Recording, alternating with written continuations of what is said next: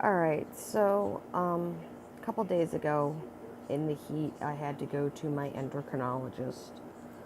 Um, Thankfully, I had my blood work from last month with me in my medical binder, like always. So I only have to go for like 2 or 3 tests right now that are blood tests to check my thyroid. And then on top of that, I have to be steroid free for 6 months to do this one test where I take a steroid pill in the evening and then they check my blood after me fasting again to go get that done. So, this whole fasting thing, I have problems doing. And then on top of that, having to be without steroids for 6 months with me having the allergies that I have is scary because most of the time I end up having to use my EpiPen and then go into the hospital and get a steroid shot, an IV bag for my stomach, an IV bag for fluids to make sure the medicine gets into me, and then I also get pain meds, and then I also get the anti-nausea meds so that I won't vomit. So I am going to be trying to get a different medical mask because I was told this one that I got that's washable and reusable is good only for light allergens, but I need a carbon filter one for anything else because I do have sensitivities to perfumes. I am going to be talking to my allergist slash immunologist on August 31st is when I see them. I'll be talking to them and asking them about mast cell rejection because in looking up some of the reactions, a lot of times my face has gotten red and blotchy, but I've also been wearing makeup to go to the different doctor's offices. So there was times where I would look at my face and it was red and blotchy from just being in a waiting room, and I just thought it was that I didn't have enough makeup on and I'd put more on because I always carried a compact with me. I still do, in fact. And I would put makeup on because I thought it was just this stuff. And like my cheeks and everything, I didn't put a lot on my cheeks because I was like, okay, got a little bit of redness in the cheeks, it's fine. But going into asthma attacks because of cologne, or even Jesse put talc powder in his shoes, Avon talc powder, and I started actually coughing and like had to do an inhaler and then put my mask on, and I had to put my air filter thing on, which I need to find a new filter for it now. And then we have the air conditioner running constantly now with the filter that's on there because I cannot actually have the windows open now because people doing yard work, even like on the same block as me, makes me sick. And then anytime grass is cut, I'm sick. Anytime hyacinths are out, which a lot of people give them for Mother's Day and Easter, absolutely just horrible, makes me sick. When Rite Aid has their flowers out inside the store, I can't go in there without a mask on. I have a lot of trouble when it comes to car shows in town because there's a lot of people. And then I'm still having the fainting episodes, and it gets worse in the heat.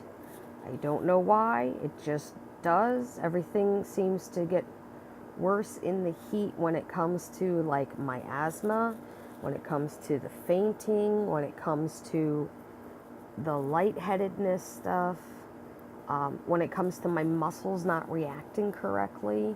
Like I'll get muscle cramps just from sitting, and I'll literally have to just stick my leg out to the side completely flat and lay forward on my other leg just to try and move my body in such a way to get the spasms to stop. Sometimes it helps, sometimes it doesn't. And it's too hot for me to put heat on my muscles to relax them.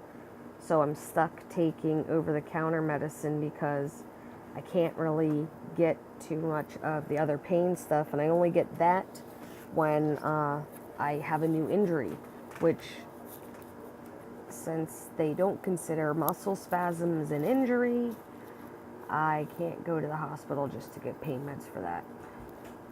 And I can't even get up the street to go to patient first by myself at all. It's come to the point now, every time I go outside, I have to be in the wheelchair just so I won't faint and hurt myself even worse.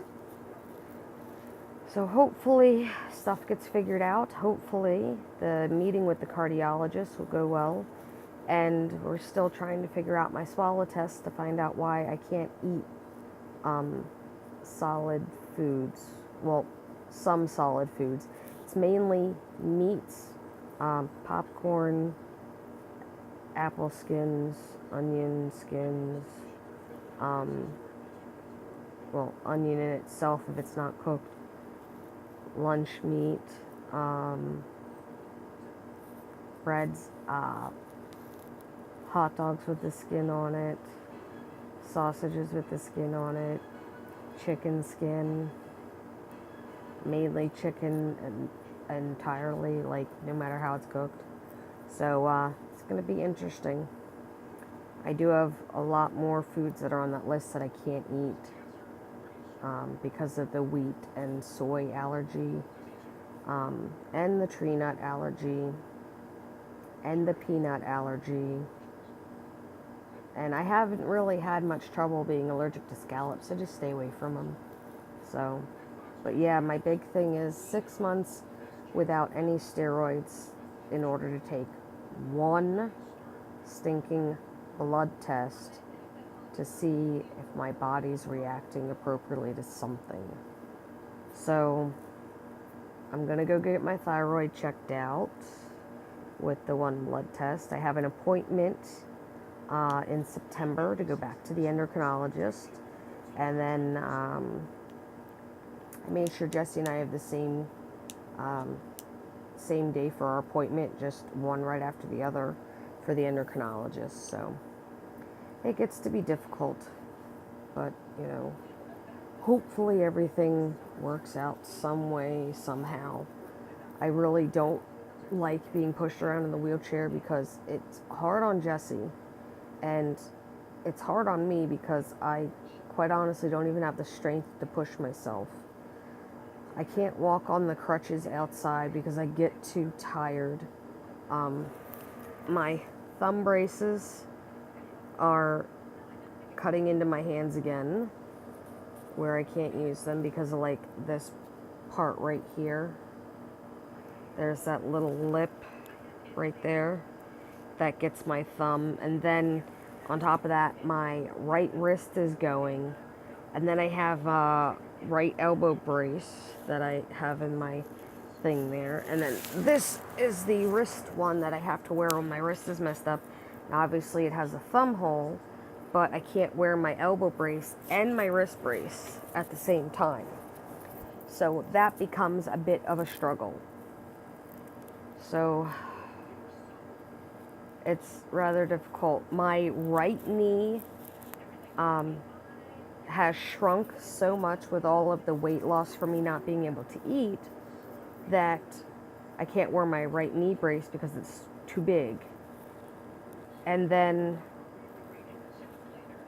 I'm swelling up around different joints in my body, so I'm registering as weighing 180 something pounds, but yet I went from wearing a size 8 ring to wearing a size 6 ring on my finger.